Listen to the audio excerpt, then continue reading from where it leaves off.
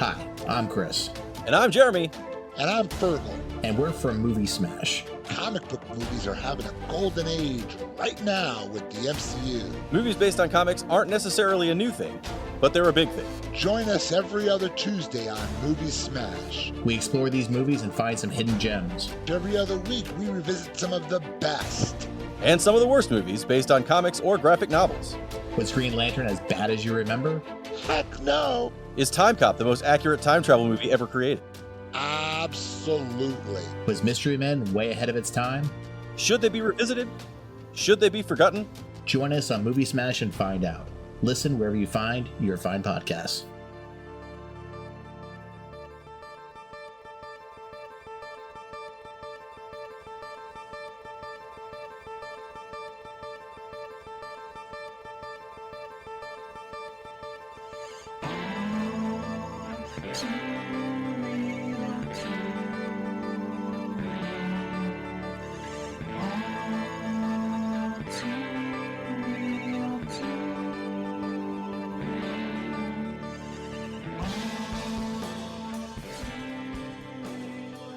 Okay, everybody, welcome to the latest episode of All2ReelToo.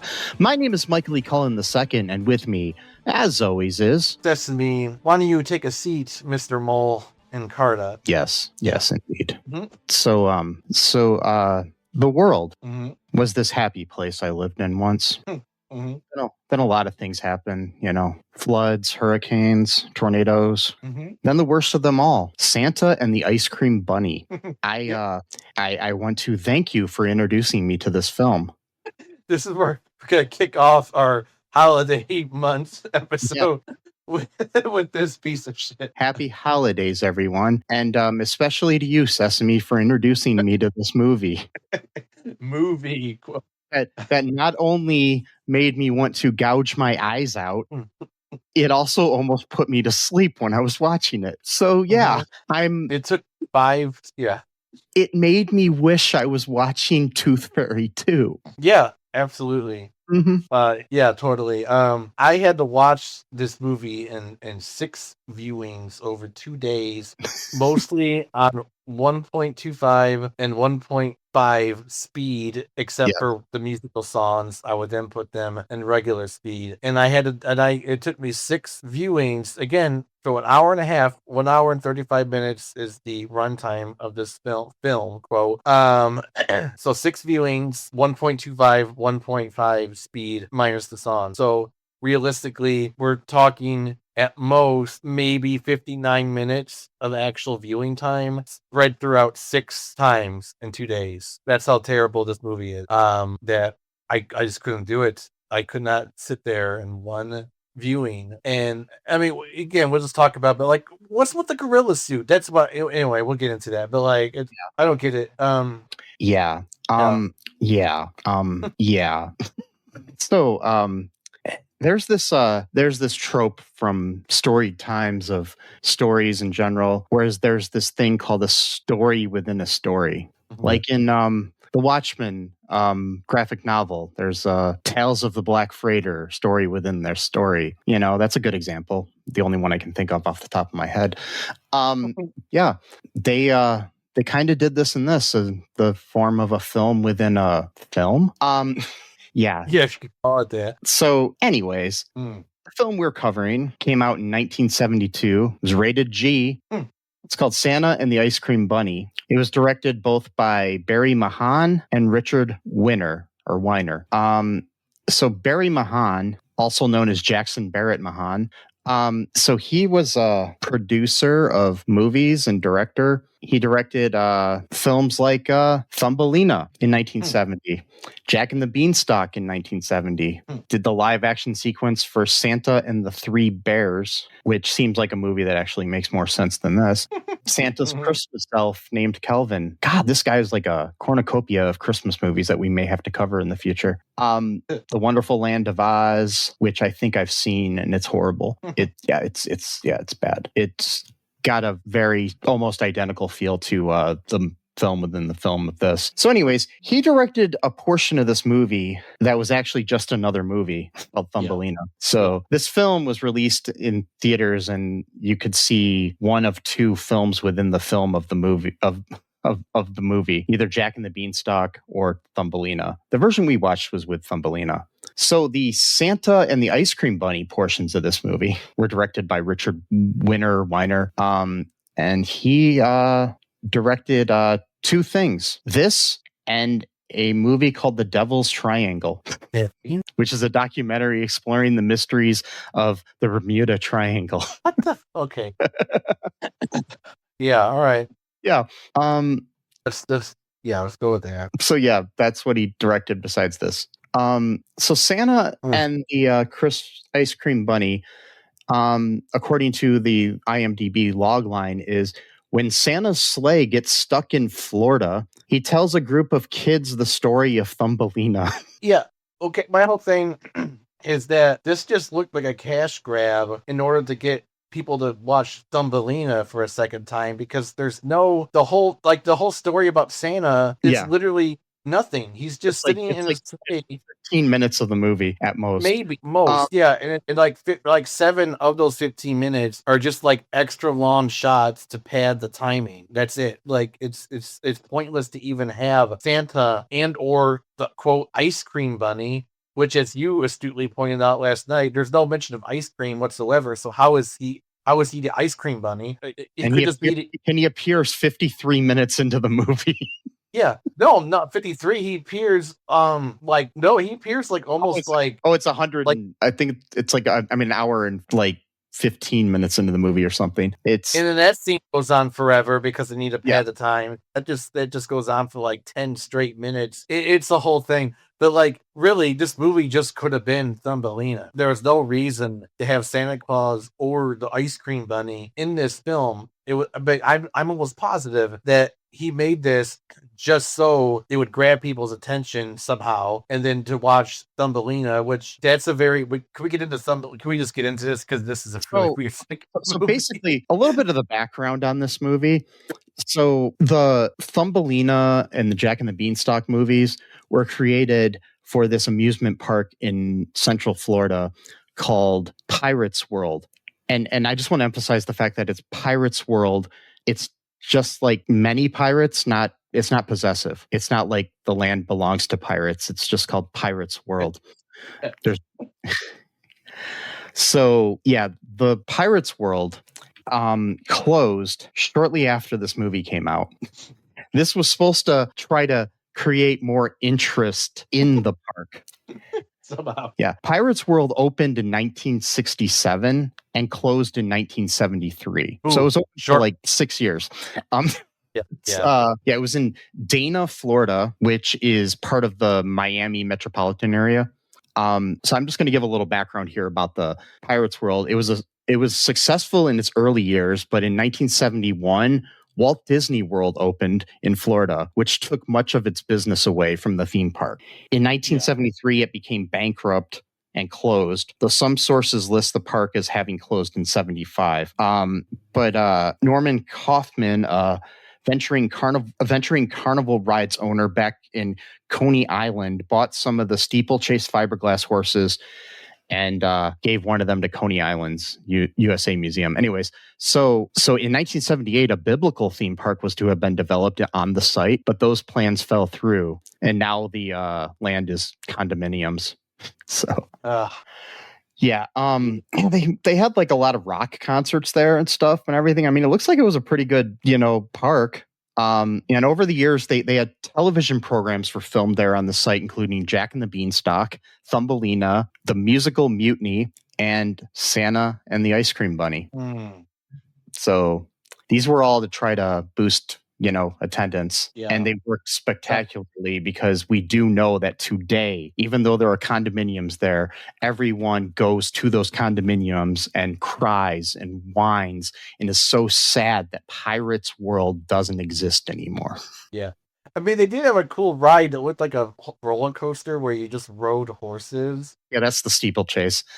But it looked dangerous because there was there was no seatbelts on it or anything. Nothing. You were just the 70s were wild, man. Like but you're just riding on a horse. It had like many hills or anything. It was kind of like more like a straight like a ride, not like a hilly like roller coaster. It didn't really roll or coast. It kind of just actually just coasted. It didn't roll. True, but if you fell, you probably would die or hurt yourself. I've seen these type of rides in other parks before. I don't know. I know that they had one for a while at Dollywood and some other places that I've seen video of. I've never actually been on one. I think they used to have one at Cedar Point. It was kind of a popular type of ride for a while. Yeah. And I'm not sure how many people died on those. I mean, I'm just thinking, this is meant for like little kids, and you're gonna trust them to just hold on the handles with no seatbelt, no nothing, and just, Well, I mean, it could be like Action Park, which I think that was what it was called. It was a park in New Jersey that was a theme park where the guys founded it, and he didn't use engineers to build his roller coasters and other rides, and it was like there was like a water slide that you could go in, and he didn't understand physics, so it was kind of like just a loop, but you have to have kind of like curves and like not curves, but like angles in the loop that make sense for people. But people would get stuck in the middle of the loop, and from time to time when they would clean it out, they would find little kids' teeth embedded into the plastic of the slide. Terrible. Yeah. There's a documentary, I think it's on HBO, called Class Action Park, I think it's called, all about the history of that place. I highly recommend watching it. Maybe we'll cover it for the podcast sometime in the future. But yeah, it's crazy how, and this was like around the same time as Pirates World, so who knows how great the regulations were on things. Right. But anyway, back to Santa and the Ice Cream Bunny. Yeah. Besides me wanting to gouge my eyes out, what is your reaction to this thing? This thing, yeah. I know I've said this a lot because there is no bottom. It's just an endless well. But currently, this is the worst movie I've ever seen in my entire life. It is. As of right now. Who knows? Maybe a month or two from now, we'll find something that's even worse. But right now, it makes no sense. It's just Thumbelina. They could have just re-released Thumbelina. The whole thing with Santa Claus. I mean, there's like no production. I mean, it costs like $2 maybe. He's just sitting there in the sand, and he's like, "Oh, I didn't get my say." And then like, that's okay. I have 1,000 questions. So there's a bunch of kids that are playing all different parts of the park. They're not near each other whatsoever. Santa is calling each of these kids individually through like his mind, I guess. So it's like weird kind of. So basically, so I mean, the way things that start, first off, it's a few days after Christmas, and we see Santa's workshop with his elves, and that's the only time we see them. That's it, yeah. And they're talking about how Santa's gone or something in their song that I could barely understand. It was dumb. Yeah, and so his sleigh gets stuck. It wasn't really stuck because it was just like a centimeter of sand underneath his sleigh. But anyways, he's stuck in the sand, and his reindeer that they showed for a split second in some stock footage abandoned him there. Like the reindeer are known to do. Yeah, they just go in all of our tales of Christmas lore. They're just like fuck you saying that. There's a whole song and movie about a reindeer who stepped up to help Santa. So I guess maybe they decided that they weren't getting paid enough or something. I don't know why they would just abandon him. Maybe they tried to unionize and Santa was like, fuck that. He's like, maybe the elves were in on it too. They were just kind of pretending to be sad that he wasn't there yet. It's like, oh no, Santa's not here yet. What a terrible thing. Let's sing a song about it just in case we're being monitored right now. This is like, yeah. So my view of Santa in this whole thing is that he's like Jeff Bezos, and the elves have to like pee in Gatorade bottles or something while they're working on their toys that they're being monitored by. Yeah. And so he's communicating with these kids via telepathy, apparently. At first, I thought he was calling out the reindeer because a lot of this movie, you can't really hear the words too well. It's terrible audio quality. It sounds like it was all dubbed. Yeah. And so at first, but then I realized he's actually communicating with these kids. My question is, are these specific children that he knows that will always help him out? And so did he call them specifically in mind is my question, or is it just that they were just the closest people that could help him, or are these like a group of kids that just help him out whenever he's in trouble? Well, prior to him calling them out, we have this really weird scene where they all freeze midair and other things. You know, like he like froze them in time and then fell asleep and called them by telepathy. That's right. Yeah. So then now Santa's got multiple powers now, and they all get names, like except for there's a group of girls like jump roping or something, and he's like at the other times I don't know what their names are, but he's like Bobby and Jack and Cindy and whatever, and then he's like and girls. Yeah, I guess he just couldn't bother to say their names, so he's like, yeah, and so then they drop everything they're doing. Again, these are kids that are scattered throughout multiple parts of the park. They're not all together in the group. They're all doing their own thing. They're not even in the park. Some of them are at home, it seems like. And one kid I was really worried about, he has an umbrella and he jumps off the roof of his house. Yeah, that was strange. I don't know what to think with that one. That makes me think of when I almost broke my neck and I jumped off the garage of my uncle's house onto a mattress when I was a kid. Yeah. Oh man. Good times. Yeah. I ended up in the hospital with a neck brace for a while. So yeah. Yeah. It's wild. Yeah. So this kid would die. So I guess Santa's saving his life. So that's excuse me. So that's good. And so they all run to him. He explains the deal. Hey, my sleigh's in a centimeter of sand. I can't move for some reason. Can you help me out? And so all the kids, they somehow very dexterous, I would say so. They managed to find a horse somehow. A gorilla that was willing to try to pull the sleigh. I'm not sure where they found the gorilla, which was really a man in a gorilla suit. I don't want to spoil the, And so they found. One of them found a gorilla or a man in a gorilla suit. One of them found a horse. Another found a pig or a boar. Yeah. None of them. The thing I love about that scene is that they just give up, like after trying for like 2 seconds to get the animal to face the correct direction. He's like, oh, well, you tried or whatever. It's like, did you really try? Because it was like 2 seconds. And it's like, you didn't really try, did you? No. And meanwhile, and Santa's not him at all. He's just sitting there like a lazy fucking asshole. He's just sitting there like for like a 7-year-old child to try to tie a horse to a fucking sleigh. You think that you could get off your fat ass and maybe help the kid out? And meanwhile, we have Tom Sawyer and Huckleberry Finn randomly watching this in the distance. That's right. So there's this going on. They're not helping out. They're just observing. Which they don't interact at all, which I have to mention. I looked into it.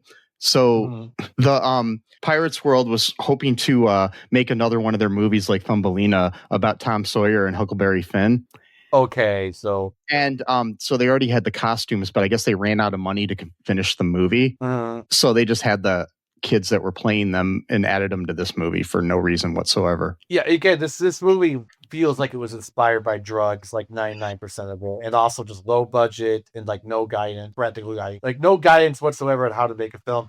Because so like after all of these, like just, I mean, God, you have a horse, for example. That's like the perfect thing. And you give up on the horse because for like 10 seconds, it's not doing what you want it to do. And you just let it run free. Really? Come on. Like, you're not going to try a little bit to hook the horse up to the carriage? I mean, the sleigh or whatever? No. Like, oh, nice try, good buddy, or whatever. I'm like, okay, at least Santa's nice about it, but it's just weird. And then he gathers all the kids up again. He communicates via telepathy and also can freeze their time. Is he freezing time for everyone, or is he just freezing time for them? Because now I have even more questions. That not only does Santa Claus have the ability to freeze time, but he can also only freeze specific people on time, but everyone else gets to be in real time. That's like extra power right there, where you could just like decide.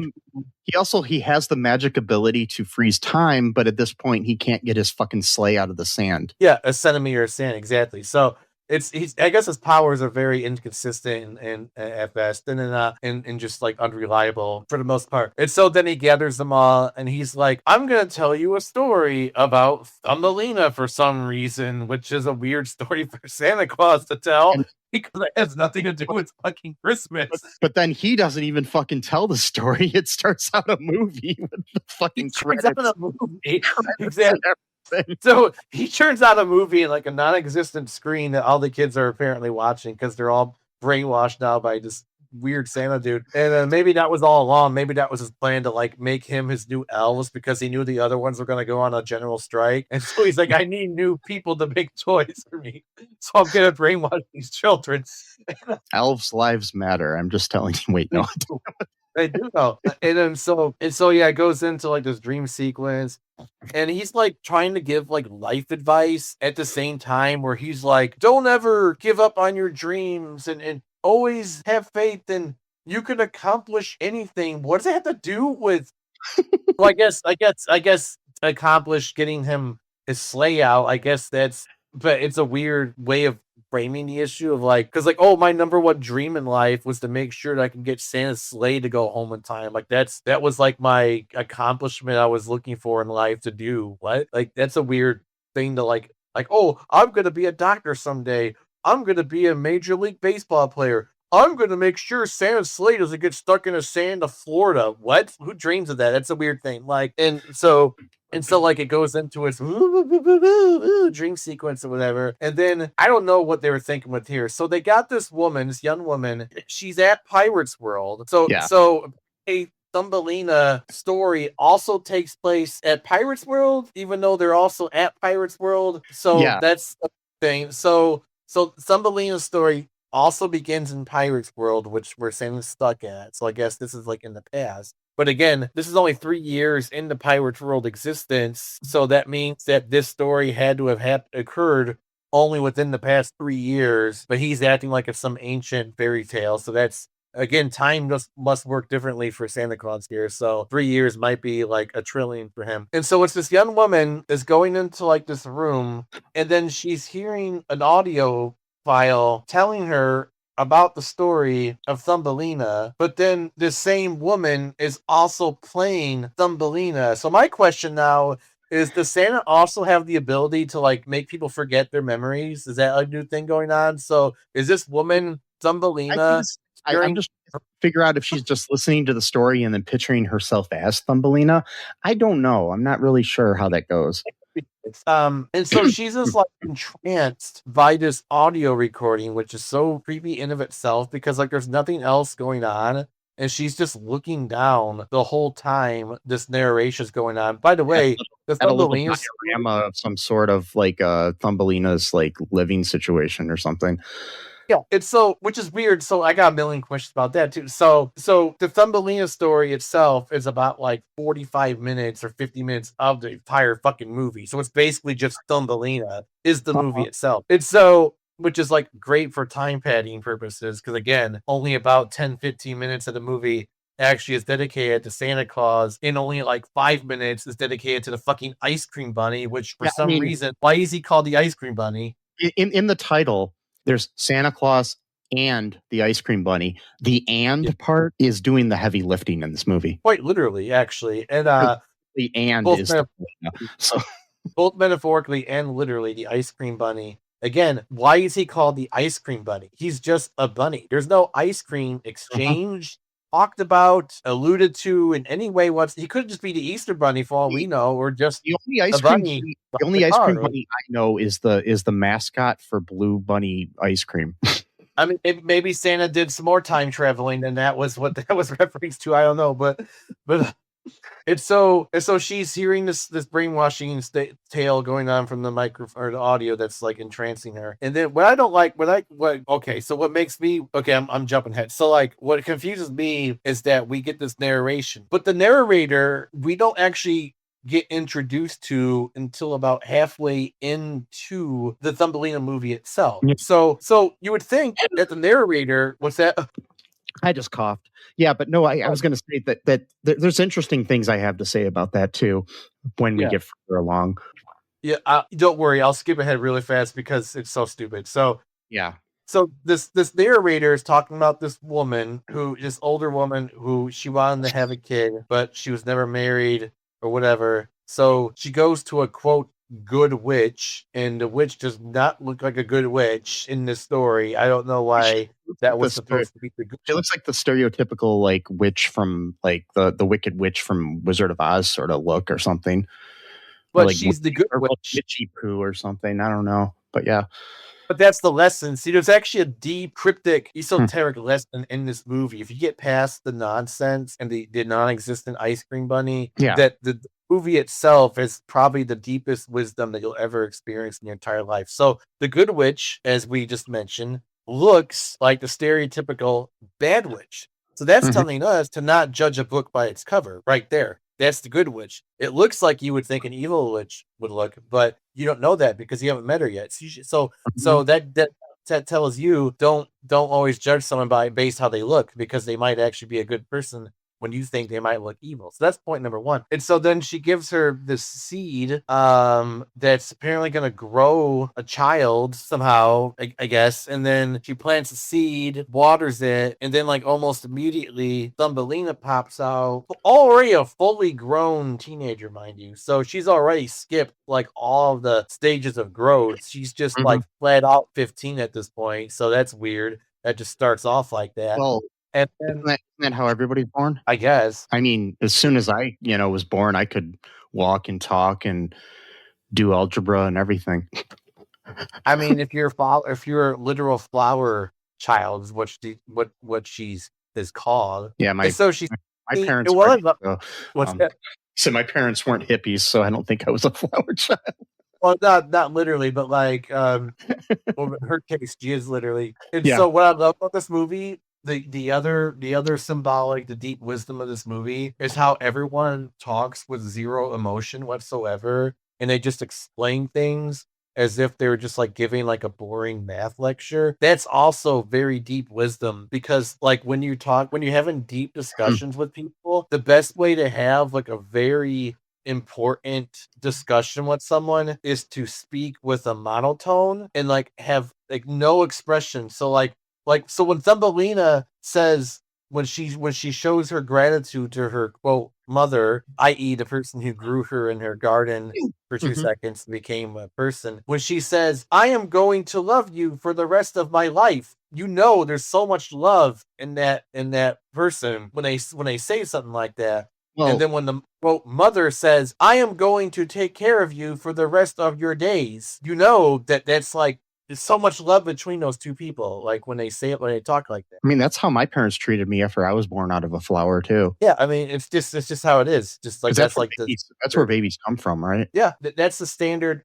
And so then later on, there's so much shit. Okay, whatever. Because like she gets like there's so many plots of this movie that just fall apart. Like you think they're supposed to be part of the movie, and then they just get scrapped. So like they get kidnapped. Yeah, go ahead. It's the story of Thumbelina. The basic thing is like, so she sleeps in a walnut shell on the table in the spinster's house, and she's carried off by a toad who wants her as a bride for her son. Because that makes sense. Yeah, sure. So, yeah. Then, she leaves there, and then she's off, and there's these like bugs that are they're like, we want to find some other bugs to eat, and whatever. And so according to the actual story of Thumbelina, those bugs are called a cockchafer. Okay. That's an actual type of bug. I don't know if you're right. COCK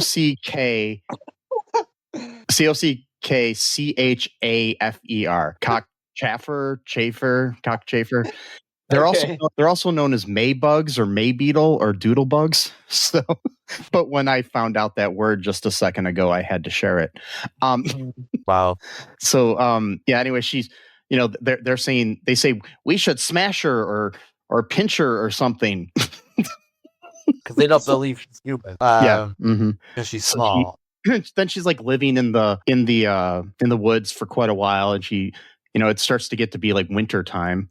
And she's like trying to save herself, and then this old mole woman finds her, or she finds her or something. I don't even remember how she got to her. Or because super pulled out. In the book, she's a field mouse and not a mole, but that's another. Yeah. So yeah. But so she's basically there, and then there's this other mole named, what was his name? Mr. Oh, I don't remember his name. Mr. Digger. that was his name, I think.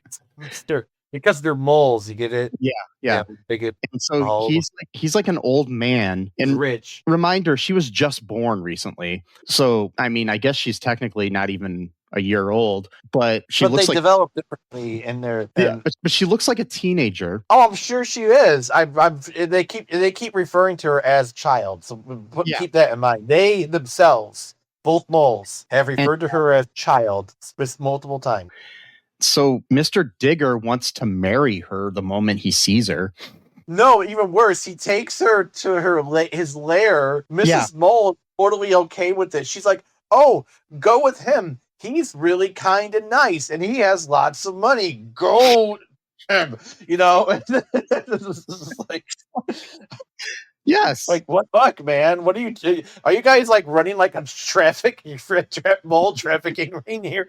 You know who else people said was really nice and had a lot of money? Ted Bundy. Oh, yeah. But go ahead, sorry. I was just gonna say Jeffrey Epstein. Yeah, Ted Bundy too. He didn't really have a lot of money though, but but he was charming. Yeah, he was charming. But but a lot of people did think that so I'm convinced that Mr. Digger is the Epstein of the mole world. He's Molstein. And this mole lady is actually Ghislaine Maxwell. So but hold on. To be fair to the moles, let's innocent before guilty. That's our justice system says that. They're quite old, they're quite elderly. They might come from a time period where they say child, but they don't actually literally mean child. So let's pump the brakes a little bit. We don't want to try people. He looks like a teenager. I know. I'm just saying though, like people who are like older, sometimes they'll say child. They don't actually mean child. They say it like sometimes they'll say like even like someone who's like 19 will be like quote a child. Like they don't. So I just think I don't want people to go to their mole town and like burn it down or crush it without evidence. Okay, because we still are a democracy as of right now, at least we are sort of. We should just our backyards then. Yeah. Ever so slightly, we are a democracy, so you gotta have evidence. Granted, does not look good. To have a mole, again, elderly, rich, randomly takes some girl into his lair and almost immediately proposes to her. Granted, does not look good for him. I'm not saying it does. This is not some mole apologist here. I'm just saying according to the synopsis of Thumbelina that I'm reading here. So like in the original thing, she's a mouse and not a mole, the lady. She suggests to Thumbelina that she marry the mole, but Thumbelina finds the prospect of being married to such a creature repulsive. He spends all his days underground and he never sees the sun or sky. Although he is impressive with his knowledge of ancient history and lots of other topics. And okay, that brings me to another question. So when she goes to his house, he has like a fancy chandelier and a bunch of paintings on the wall and some like a really cool like china cabinet and all this other shit in his place that are like things he's collected from around the world. So you mean to tell me this fucking mole traveled more than I ever have? I mean, that's why he's called Mr. Digger. He's really good at it. He just digs these holes all throughout the world. My other question for that though too. I think he said something about the chandelier being from like France or something, and I'm like, so where are they? How do he swim? I don't. Yeah, I'm assuming maybe they're in Europe somewhere, so at least there's that going on. I don't know, but it's still France is not landlocked. You got to swim there. So or some kind of boat fixture. My other question for that though, and which is more important, I think, is how did he find these materials that were built so small to fit inside of a mole house? Like you telling me that someone built a chandelier specifically small enough to fit inside of a mole hole? My theory is he went to France or something, and he talked to the chandelier maker. And he's like, hey, I saw this really cool chandelier in this like aristocrat's house. I was like, hey, that's a pretty cool chandelier. Can you make me one, but just make it smaller? And he speaks French. He speaks fluent French. Yeah, French, of course, fluently. And and this human chandelier maker is like, okay, there's a talking mole. I better do what he says or he's going to molest me. Anyway, so the So he builds it for him. Yeah. Yes. And then he does the same thing. He finds these master painters, and he's just like, do it or you got to marry me. And that's how you propose to everyone. So I need you guys to see. I took some screenshots. I need you to see the terror that I felt. But because this looks like found footage horror. Because you see him dressed in all black. There's shadows everywhere, and she's just walking. He's just right behind her. And I'm like, oh my God, someone's going to fucking die right now. One of the two.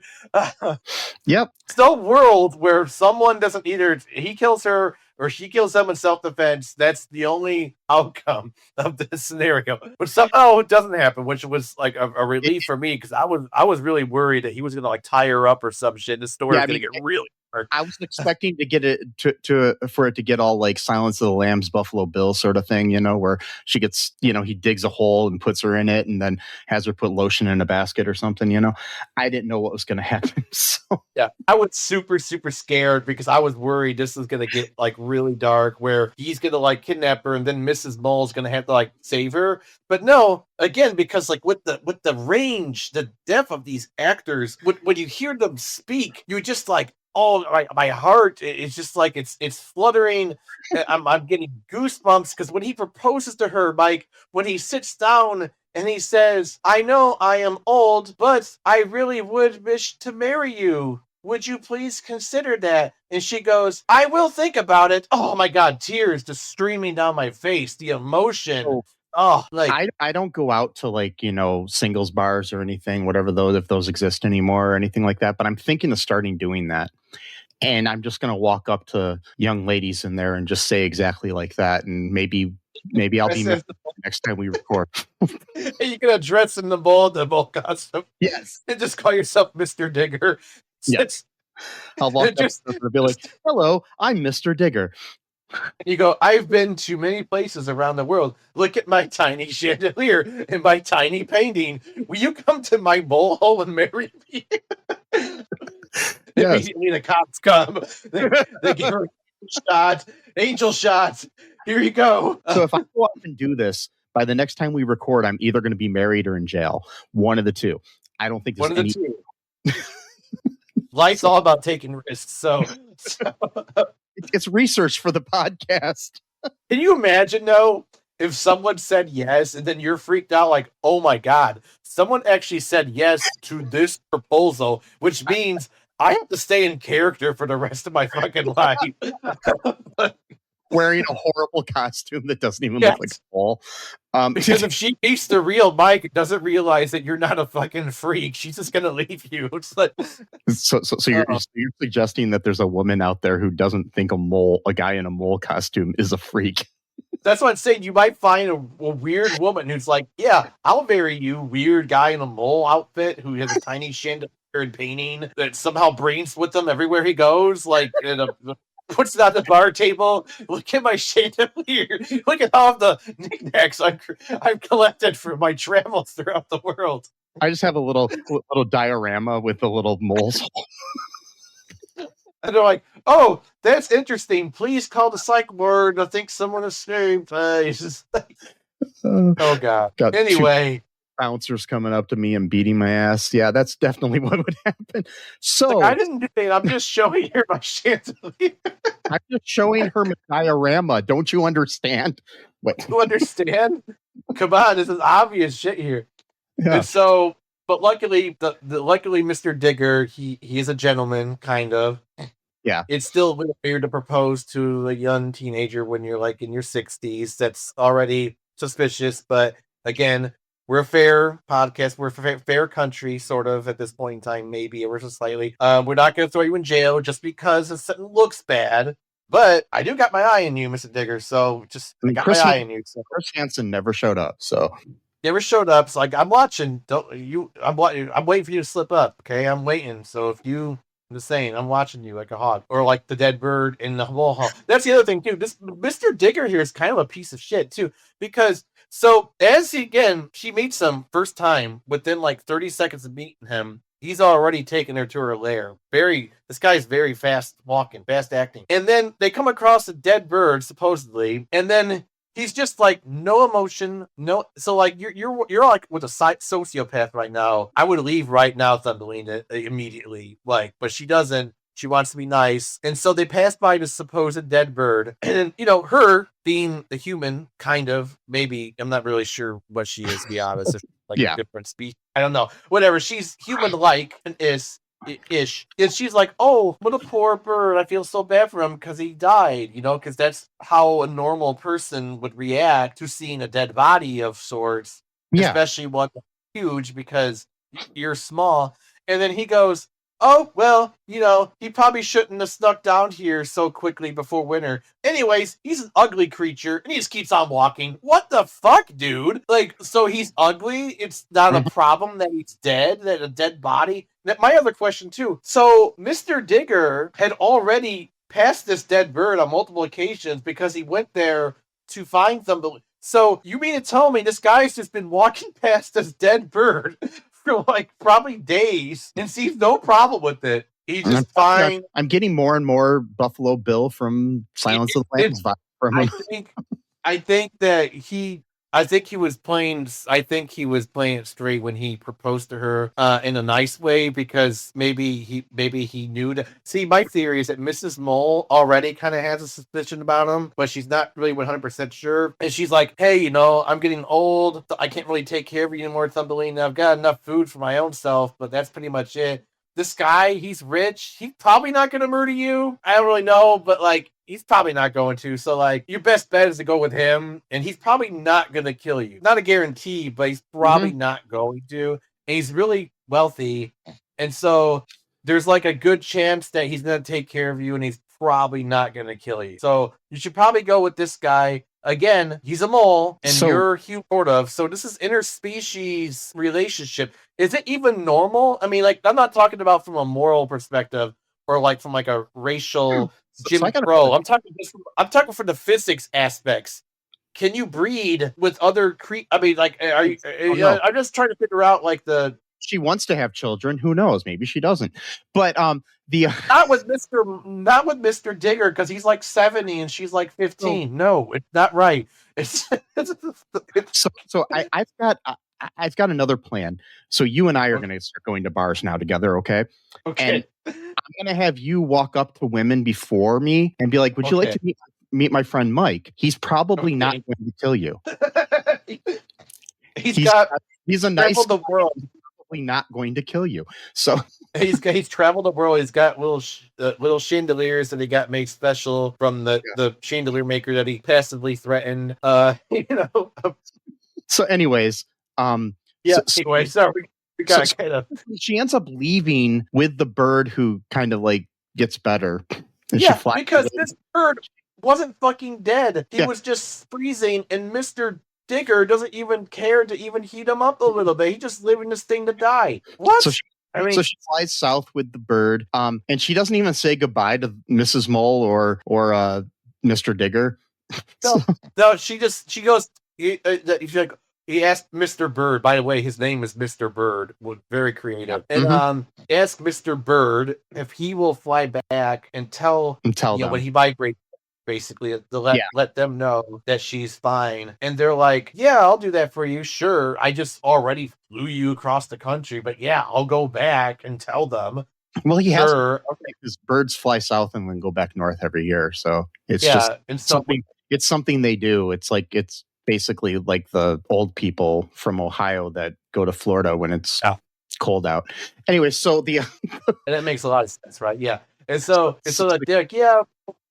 We'll do it. Mr. Bird explains the situation to them. They're kind of upset, blah, blah, blah. Again, you really shouldn't be too upset because the bird flew her to land with little flower people.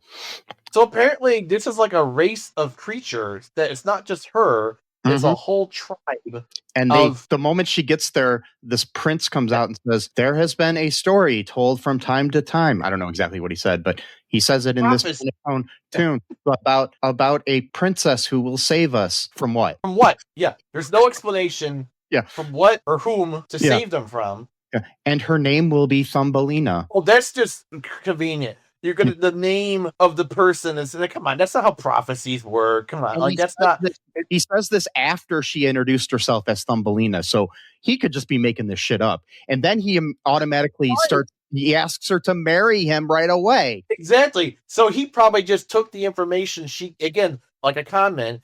She took the information she gave him, the little, and then he extrapolated that to serve his own interests, which was, again, to marry this teenage girl that you just met. Granted, he was pretty young himself. So, okay, a little bit more pass on that because He's young lovers. He's age-old, right, but not still, so much. it still comes off as a sleazeball, in my opinion, because it just seems like in this world, any guy that just walks up to Thumbelina is like, yo, will you marry me, bitch? That's how it is. So like, don't have a full-on conversation about any topic whatsoever. Like, do we have anything in common? Do we share any interests? Do we share the same belief system? Maybe Thumbelina is on her way to convert to Islam right now. We don't know, but he's like a hardcore Baptist Christian. That's probably not going to work out too well. It's just like... I mean, if I've ever learned anything about the flower people, is that they are hardcore Baptist Christians. Everybody knows that, and we don't know. And I've also heard that many of them belong to the KKK. It's just something I've been told from time immemorial. Wait.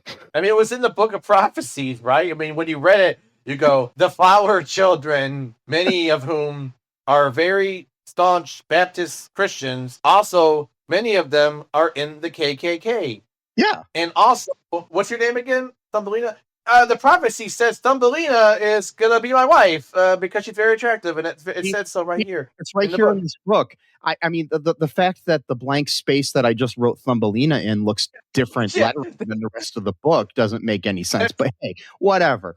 Right here. Look, read it. It says Thumbelina. It's spelled wrong. That's spelled wrong. No, in the prophecy book, it's spelled right. Your parents named you the wrong spelling. It's correct right here. It's like they're all like horned up for this teenage girl who's tiny. Nobody knows anything about her. For all we know, could be a runaway. I mean, technically, she is kind of a runaway. Not she didn't run away on purpose. She was abducted. Do we ever get any kind of like closure for the mother, because she really wanted to have a kid, and this poor lady like lost her kid right away? And so that's the part too that gets me. So the narrator the whole time is Mrs. Mole, not the woman who grew her. Mrs. Mole is the narrator of this whole story. Why? Like, what's the purpose for that? It's like, I don't get it. It's weird to me. Hans Christian Andersen wrote the story, so he also wrote The Little Mermaid, and what else did he write? He wrote that's a good story. I mean, The Little Match Girl and The Emperor's New Clothes. But and The Ugly Duckling. I know these stories, a lot of them. But so this version that we're watching now is even faithful to the original Thumbelina, or if it's just this acid head's version of it. From the Wikipedia summary of Thumbelina, it's pretty close. Okay. You got Mrs. Mole, for some reason, the one narrating this whole thing. My question, too, for this, right? So, finally, Mrs. Mole and Mr. Digger, they get married together. And they're like, oh, everything worked out. I'm thinking to myself, I go, hold on. Just for a sec, Mrs. Mole. Your first bet was having a teenage girl, human-ish, marry Mr. Digger, who's roughly around the same age as you, and then you're like, oh, that didn't work out, I guess I'll marry him. What? Shouldn't that be the first thing you would think of, not the second? I mean, that's weird. Like, oh shit, I was gonna just like whore out this teenage girl to this weird mole guy who apparently has been to France and all over the world getting tiny chandeliers and paintings. Oh, well, that didn't work out. I guess I'll marry him instead. I mean, later they're both convicted of child trafficking, but that's okay. I'm really starting to get divide from them. I'm very concerned about their... Yeah, Mr. Digger later is in jail, and it suspiciously kills himself. And then, Mrs. Mole ends up, being convicted of child trafficking, and she's in this like high security prison. But then, there's this President Mole who decides that she should be moved to a low security mole hole prison where Yes. where you can play pickleball and stuff. Yeah.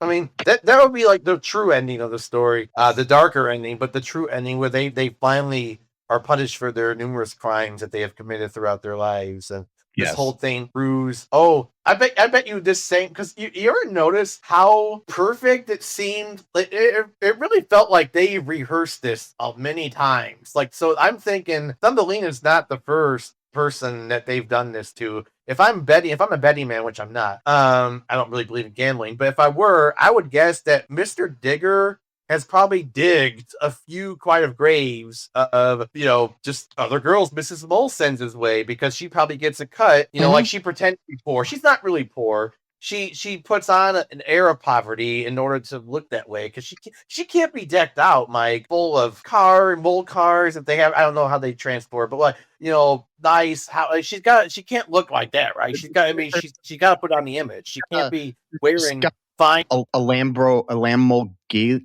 That was bad. No, she can't have a Lamborghini. She can't. You're right. She can't have a Lamborghini. She can't be decked out with the finest chandeliers, and wearing silk and the finest sheet linen. She got. And because again, like you brought up a great point, Mike, because the way they rehearsed this. Now I'm going back. I'm going to take you back to it. This was very, very well rehearsed. They had been thinking about this either for quite some time, because remember, Thumbelina spent all of winter with Mrs. Mole for at least 3 months at the least. And she could be having secret convos with Mr. Digger this entire time, getting info. Because again, they were having long, she even said we had long conversations into the night. We talked about many things. She's just collecting info after info after info from Thumbelina, honing her weak spots, everything she can. And then when Thumbelina goes to sleep, she goes into Mr. Digger's lair. And after admiring his chandeliers and stuff, both metaphorically and literally, because they're also sleeping together, and she's like, "Hey, Thumbelina's scared of this. This is her weak spot. She gets very vulnerable. You bring up this topic, Well, just think of the fact that Mr. Bird comes back and talks about this land where there's other Thumbelina type people. Mm-hmm. I'm not saying that they didn't dig a big mole hole all the way to Flowerland, and did something else, but we'll find out in the sequel. And we'll find out in the Thumbelina Part 2, Electric Boogaloo, or Electric Mole. But there's also, that's a good theory, but there's also an otherwise thought, maybe Mr. Mole or Mr. Digger had killed Mr. Bird because he found out that he was freeing these girls. He was freeing them from trafficking, and then he killed them, thought he killed them, but he didn't actually check. And that's why he's like, he's an ugly creature anyway. That was like his just disrespectful way of being like, this piece of shit. Or he's just faking he was hurt and he wasn't really, and he's actually in on it. No, I don't think so, because I want Mr. Bird to be a good guy. That's the story. So anyways, the story ice cream. So go back. Can you explain what happens after Thumbelina ends? Can you explain exactly what happens at the end, which is hilarious? So we get back to Santa. No, I'm talking about the credits of Thumbelina after it's over. At the very end of the film, it says the end. And then Thumbelina. 15 more minutes of this fucking movie. As it was the end of Thumbelina, they couldn't edit out. They just played the regular credits. Yeah. So then, after the story, Santa comes back and he encourages the children to always believe. Again, what? Yeah. Believe what? They go off and they find help. Santa takes off his coat and again falls asleep. So Santa's stripping in the. He could have done the entire time. Why was he wearing his coat the entire time? You're in Central Florida. Sitting there bitching about how hot he is and shit. So why? I mean, that you should have shaved your beard with like a seashell or some shit. Like what? Yeah. Or maybe walked a few feet to probably find somebody that could help besides these fucking kids. Anyway, so well, he was sitting there the whole time, exactly, sitting on his ass the whole time. He falls asleep and then he's woken up to the sound of an antique fire engine bell. That was so annoying. Yeah. And it's being driven by the titular ice cream bunny. We finally see him 80 minutes into the movie. And so according to this, there's the children's dog Rebel has summoned him. I didn't know the dog. We don't know that the dog barks a bunch. That was kind of irritating as well. I was trying to watch that last night, and he was dog barking. So then the ice cream bunny, he's driving the children through Pirates World to the beach. And then Santa puts on his coat to prepare to meet them because, you don't want to see Santa without his coat on because that can break the whole yeah. He thanks the kids for their help, and he accepts the everybody's favorite ice cream bunny because when you think of bunnies, you think of Bugs Bunny and the Easter Bunny and the ice cream bunny. Why was it? That's what bothers me so much because he even goes, "Oh, my old friend, the ice cream bunny. I haven't seen you in a long time." It's like, who is the ice cream bunny? What is it? It doesn't make any sense. It's like, did they think the word Easter was trademarked? Maybe they thought, because you would think that would make more sense. Santa and the Easter bunny, because both are sort of Christian. Santa is not really a Christian holiday, we know from the Santa Claus movies that they're friends. So we know that, and so, but no. Ice cream, maybe because they figured ice cream, Pirates World, they're trying to drum up business. They're trying to drum up business for Pirates World, so they're thinking like, I'll get some. What's that? Maybe the ice cream bunny was some kind of mascot of Pirates World. Yeah, that's a good point. Although, since we were on the subject about the mole human trafficking issue, right? Okay, apparently one of the code words that these people throw out is ice cream. Yeah. So Santa has the ability to manipulate time, right, in this movie. So is Santa now in on it too? Did he transfer this whole movie was prophetic, that's all. Because the Book of Prophecy clearly stated that he marries Thumbelina, so so everything was prophetic. The movie is a prophet. But the ice cream bunny offers to drive him back to the North Pole. So you mean to tell me this rickety old fire truck can drive from Florida to the North Pole? And don't you have to eventually cross into water at some point to get there? Like, you can't. It's not landlocked. So you can get pretty far up into Canada, but you can't. You're done. Like, at a certain point, you're not going anywhere. Like, and so, but then, so Santa, as he's leaving, he reminds them one last time to always have faith. About what? Like, exactly. Faith in what? What are you talking about, Santa? Like it's the most generic fucking thing ever. And then, so then after that, the children realize that Santa's sleigh is still stuck in the sand, right? And they're wondering what to do, and they're trying to push it because a bunch of kids can't push the fucking thing out of a centimeter of sand. And then the sleigh abruptly disappears and teleports to the North Pole. So you mean to tell it could have been teleported this whole fucking time?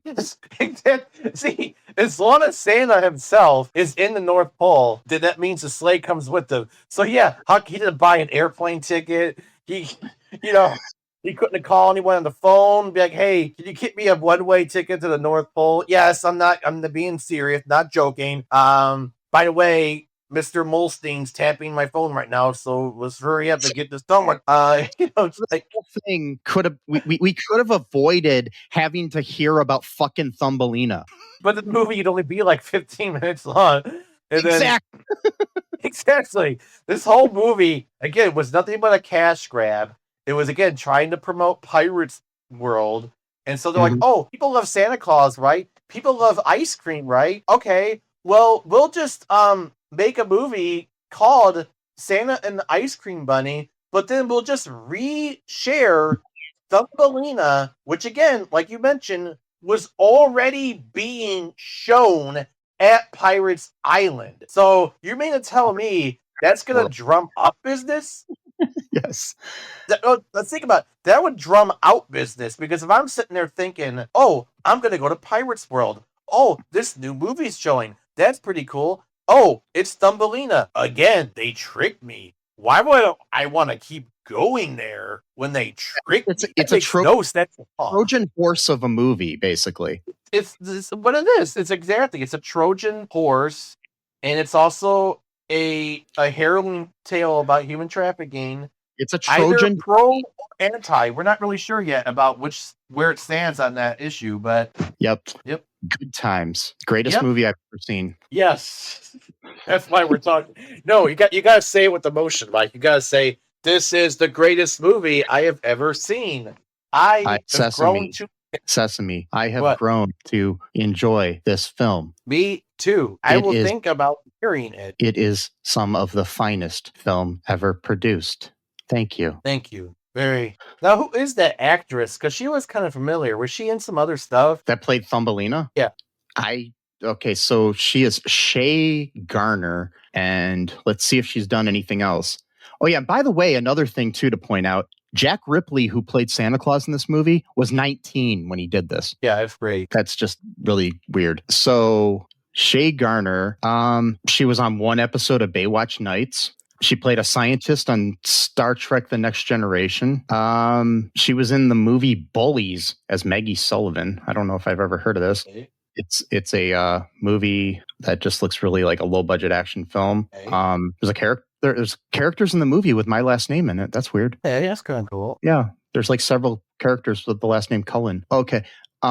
She was in an episode of The Twilight Zone in 1986. She was in a movie called Teenage Dream, which I doubt inspired the Katy Perry song. But yeah, so yeah, I don't know. But anyways, anything else to say about this monstrosity? No, I'm like exhausted from talking about it. I get physically exhausted from it, Yes. actually. So folks, I hope you enjoyed this episode. Yeah, if you sat through Santa and the Ice Cream Bunny before listening to us, I'm sorry. On you, the effort. Yeah, we applaud you. And you know what else you could do to, help get that pain out of your heart? You can go to all2reeltoo.com and check out the link to our Patreon and help support the show. Check out our TeePublic there. Also, just check out our social media, share the show with your friends, comment, give us a 5-star review wherever you can do that. Yeah. Do that. Just remember that no human is illegal. Fuck ICE. Fuck the patriarchy. Free Palestine. Be different. Be yourself. Just remember that I love you. I'm going to rename my apartment the Mole Hole. Sesame loves you. And until next time, bye-bye. Thanks for listening to All2ReelToo podcast, a Cullen Park production. Produced and edited by Michael E. Cullen II. Music by Matthew Hawes. Subscribe and share the show. Visit us at cullenpark.com.